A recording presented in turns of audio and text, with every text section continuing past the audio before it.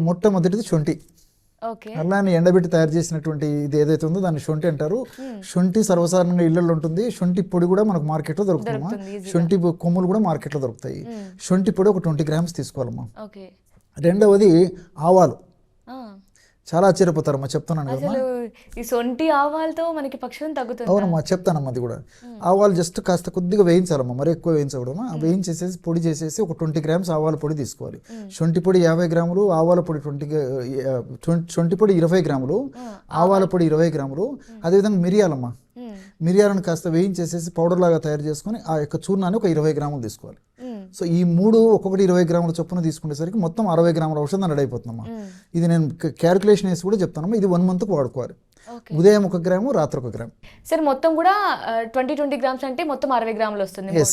So 60 గ్రాములు అంటే రోజు 2 గ్రాములు వాడుకున్నట్లయితే ఎన్నాళ్ళు వస్తుంది ఎగ్జాక్ట్లీ అమ్మా? మీకు తెలుసు కదమ్మా, 30 డేస్ వస్తుంది. 30 డేస్ అయిన తర్వాత మళ్ళీ ఫ్రెష్గా తయారు చేసుకొని వాడుకోవాలమ్మా. ఈ విధంగా అవసరాన్ని బట్టి కొన్నాళ్ళ పాటు రెగ్యులర్గా వాడుకోవడం వల్ల ఫలితాలు చాలా అద్భుతంగా ఉంటాయమ్మా.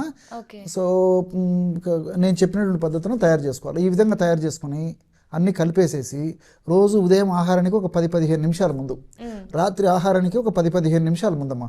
తినే ముందు వేసుకోవాలి.